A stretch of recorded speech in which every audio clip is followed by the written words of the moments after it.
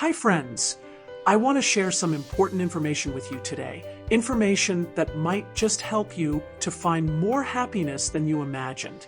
So grab a cup of tea or coffee and settle in for a few minutes and listen to what I'm going to share with you today. We all love to indulge in a little nostalgia from time to time. That old song that brings back wonderful memories, or that photo album from a vacation that was such an exciting experience. And it's good to let our minds drift back to moments that were special or to seasons when life felt simpler. But the problem comes when we begin to ignore the present and view everything in our lives through the lens of the past, when all we think about or talk about are the days gone by. Let's be honest, while a few stories from the past are fun and interesting, after a while they can become repetitive and people may begin to pull away. So in this video, I want to share 4 things we need to let go of and leave in the past. And number 4 is absolutely vital for your life, so be sure to stay until the end. Ready? Let's go. Number 1. Stop living in phrases like back in my day or when I was a child. Yes, things were different back then. Were they better? In some ways, yes. But in other ways, honestly, no. The truth is, we don't live in that time anymore. And if we make no effort to keep up with the present, we'll miss important changes happening around us, and our lives will suffer because of it. Have you ever known someone who lives entirely on their past accomplishments? You see actors from the 60s or 70s who had one hit show or movie, and decades later, that's still all they talk about. Or people who constantly relive their college or high school years, the football team they played for, the friends they used to run with. I don't know about you, but those days feel like a lifetime ago for me. I'm not the same person I was back then. My life has changed. My interests are different. The people in my life today are different. I've moved on. Yes, life may have been simpler back in the day, and it's good to share memories once in a while. But constantly living in the past can become exhausting for others. It's far better to stay engaged with what's happening now so we can connect with our children and grandchildren in ways that matter to them. Number 2, let go of some old relics from the past. After many years, I finally realized something. My children and grandchildren simply don't want what we used to call family heirlooms. They aren't interested in furniture or items their great-grandparents once owned. They don't feel the same attachment to things from bygone days. And honestly, your family may feel the same way. I held on to many things that were precious to me: 2 antique metal beds that belonged to my grandmother, an old wind-up clock my grandfather bought nearly 100 years ago, a cedar chest that belonged to my mother, and her piano, the one she worked so hard to pay for and cared for so lovingly. Each piece told a story, and I cherished them deeply. I imagine my children using them, displaying them proudly in their homes, and passing them down to their own children. When the time came, I gave those treasures to my children. The piano found a good home with my older son, and his children learned to play on their great-grandmother's piano. My younger son still uses the cedar chest as a coffee table in his second home. But the beds?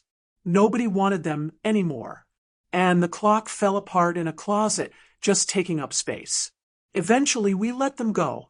And you know what? Nobody misses them.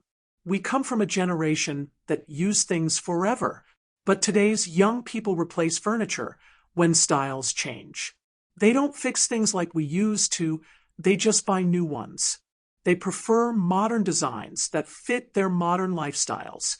And that's okay. We just have to understand that times have changed and allow our children and grandchildren to live their lives on their own terms, not ours. Number 3, stop doing everything the old way. How many older adults resist learning to use technology? Some only learn enough to make video calls to their children and grandchildren, but still write paper checks, visit the bank for balances, and send handwritten letters to stay in touch. Those methods were wonderful in their time, but technology has made life so much easier. I honestly can't remember the last time I wrote a paper check.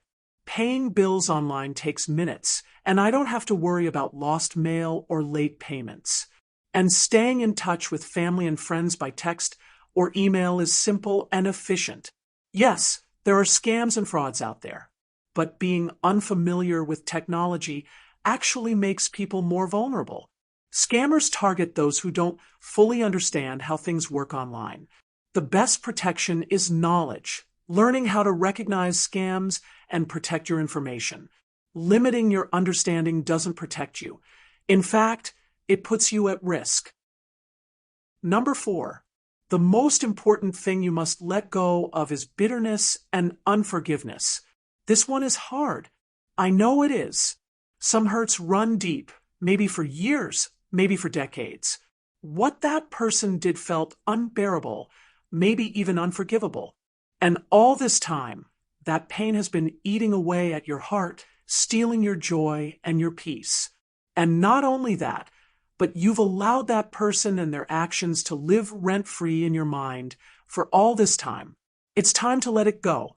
It may feel unfair to forgive someone who never faced consequences. But the truth is, your bitterness isn't hurting them, it's hurting you. You've carried the pain. You've cried over it.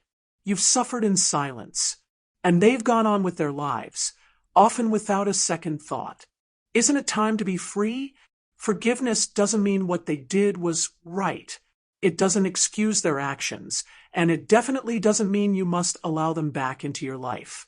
Forgiveness simply means you refuse to let their actions control your heart any longer. It's releasing the pain so that you can live in peace.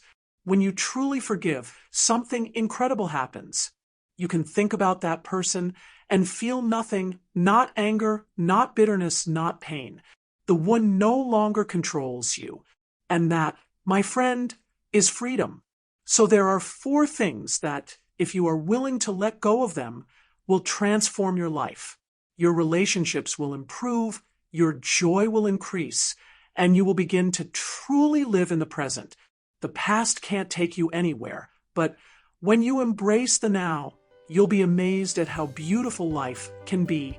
If something in this video spoke to your heart, be sure to subscribe to the channel, leave a comment, and share it with someone who might need it. Until next time, be blessed. Bye for now.